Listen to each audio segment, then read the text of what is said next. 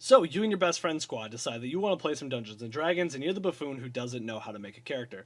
Hi, I'm Alec. I'm going to do this super fast version of making a character because my other video is a lot longer. And this one will just tell you the very basics of what you need to find and where to find it and what to write down.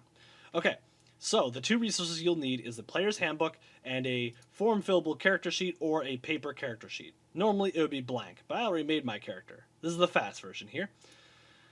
There's a couple pages which are on screen right now. Classes, page 46. Races, page 18. Backgrounds, page 122. Stats, page 14. And equipment, page 144.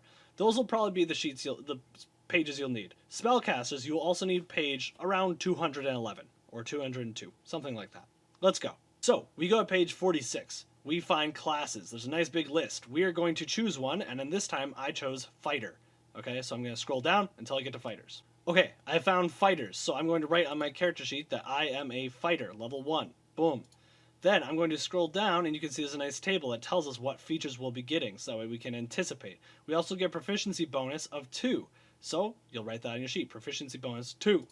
Then, you go down, you got class features. You have how much hit points you start with. You have your proficiencies. You have your skills, and you have your starting equipment. Write all of those things down. Hit points. Boom. Equipment, boom. Proficiencies, down here, boom. Skill proficiencies, fill in the dot for right now. Got it. Then we have some features. Each class will have different features. For me, it's choosing a fighting style and second wind. So I'm going to choose the defense fighting style because that sounds pretty cool to me. My guy seems defensive. And second wind, I get to heal myself once per short rest. So I'll write those features down over in this big feature box. Fighting style, defense, gain an armor class. Second wind, I get to heal myself. Make sure you write down the most important details of those features. You don't want to have to just write the name because then if you don't remember it, you'll have to go look it up again. Okay? Moving on. That's fighters. Time to go for races. For this race, I've decided to choose halfling, which are essentially hobbits. But we can't say hobbits because Lord of the Rings. Okay. Going down to halfling traits is where the important stuff starts. We have an increased dexterity score by 2. So on my sheet earlier, I wrote a +2 over here just for the temporary. We can skip age. Alignment, we can read about that, but we'll skip it. Size, we know how short we are, we'll skip it. Speed, 25, write that down. 25 speed. Lucky, brave, and halfling nimbleness. These are all halfling features. So I'm going to write those down over here. I'm going to make a section called halfling. I'm going to write down lucky, brave, halfling nimbleness, and write down a very squeezed down version of what they do. Okay, languages. We know we have common and halfling. So I write down common and halfling. Then we have to choose a sub-race. Some races will allow you to choose a sub-race. This is sort of just a further division. So we chose a stout halfling this time. We have an increase of constitution by 1. So I went to, and earlier I recorded a +1 over here next to constitution. And then a stout resilience. We have advantage on saving throws against poison. I wrote that down. It's another feature.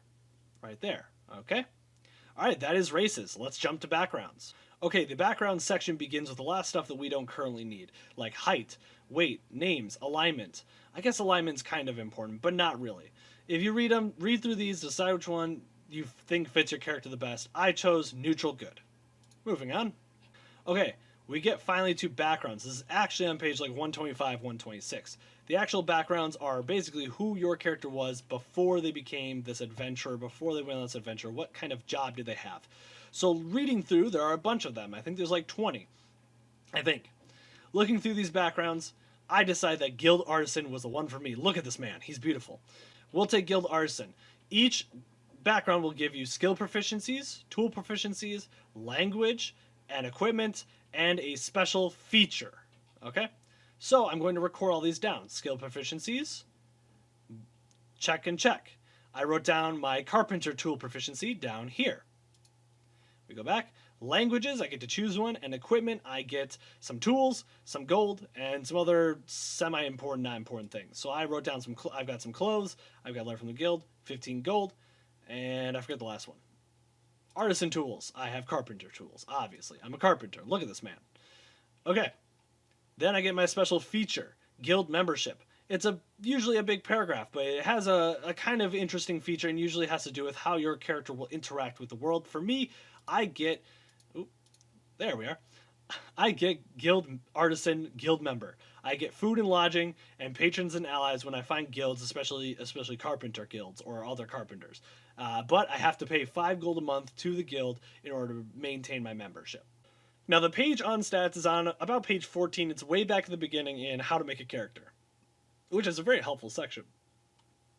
There are 3 ways to choose stats, which hopefully are up on screen right now, and they are standard array, point buy, and rolling for stats. They are described here in the book, except rolling for stats is not. If you're wondering what that is, ask your dungeon master.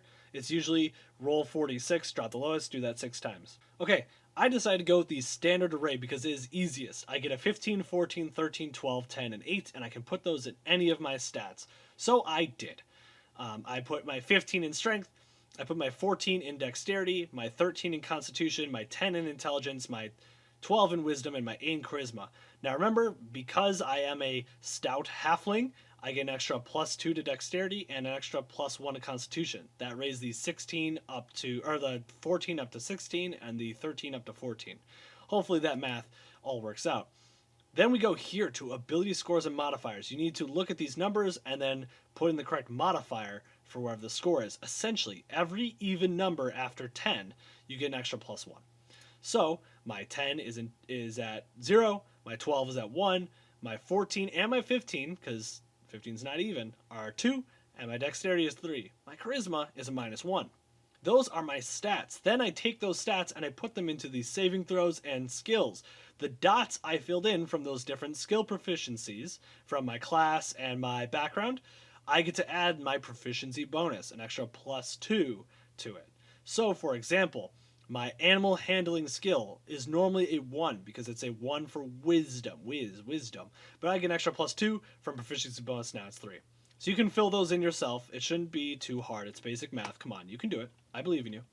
Okay, our last section we're going to go through in the book is equipment, page 144. Alright, so this equipment section is pretty big because it talks about coins. It talks about how much coins you can have. It talks about how to sell your things. Then we get to armor and shields. Shields give an armor class of 2. Says that right here, they're made of wood or metal, blah, blah, blah. Then it tells you about the types of armor and what they do. What we care about is this table right here. We look at the different armor types. We have leather from our class because that's what we chose back when we made our character, leather armor. So we can see that that is 11 plus dexterity modifier. 11 plus dexterity modifier. There's no interactions with strength or stealth. Some armors are really clanky. You can't sneak as good. Some armors are heavy. You have to be strong to carry them. Usually that lines up. Okay, so we have leather armor. So we would get 11 plus our dexterity, which is 3. So that would put up to 14. But we have a shield because we chose a shield back when we chose our thing. So as long as we're using that shield in our hand, not on our back, but on our hand, that would go up to 16. Then remember, we chose defensive fighting style when we were making our fighter part. So that becomes 17. So our armor class is 17. And our initiative, I forgot this in stats, is just your dexterity. So 3. Okay? And your hit point maximum is your, whatever the beginning amount was. So for us, it's 10 plus our constitution. Wizards are the lowest at like 6, and barbarians are the highest at like 12. And then they get their constitution. So, very high. Alright, so that is armor. Let's jump to weapons, just a little bit further down. Okay, we have this big table of weapons. As a fighter, I get a ton of weapons, and I get to choose pretty much any of these. I get the pick of the lot. Okay, so I decided that I want something with finesse. Finesse means I can use dexterity or strength. I can be nimble or strong when using it. So I chose a rapier as my main weapon, and then I also got a longbow and some hand axes as part of my class, as seen here or here when I wrote those down earlier. Okay. So what I need to look at is the damage and then any special properties. Those are the important parts here. So damage. Hand axes are 1d6. We can ignore the slashing, bludgeoning, piercing. It really won't come up very often. So 1d6. Then I see my longbow way down in ranged is 1d8. And I see my martial weapons, my rapier is 1d8. I'm going to take those numbers and put them here. Then I need to add some stats to them. If they are a ranged weapon, or they are a finesse weapon, they will be dexterity. Otherwise, they're going to use strength, because it's just hitting people. How strong can you do it? So rapiers, I get a +3 extra damage. Longbow, extra +3 damage. That's from my dexterity right here. Then hand axes, I get a +2 because that is strength. They are not nimble weapons, they are strong weapons. Then you need your attack bonus. It is your proficiency bonus plus whatever stat you were using. So +5 and +5 because it's 2 + 3. And then hand axes is 2 + 2, 4. Easy. And that's it. I'm actually done with my character. I know you didn't see me record a lot of this stuff, but that's actually it. Like, that's how I did it. Again, I'll put it up on screen. You need class, race, background, stats, equipment. You don't have to do it in that order. Some people like to choose race and background first. Some people like to roll their stats first, or figure out their stats, and then figure out what they're going to play. I don't know how you like to live your life. You choose. But this is it. This is the D&D character sheet. Last thing, for you spellcasters, they're located on page 202 are the rules of spellcasting. I'm going to breeze right past those. And then page 208, 209 is where the spell lists are. Make sure you know how many you can learn and of what level and type. And then you can learn them. Write them down somewhere on your sheet and write down what they do. That's it. That's D&D character sheet. Nice job, everyone. Whew. Thank you very much for watching. Have a great rest of your day. If this video was too short for you, I didn't give enough details, or you want to see how I wrote all this down, then go check out the longer version of the video. See you later, everybody.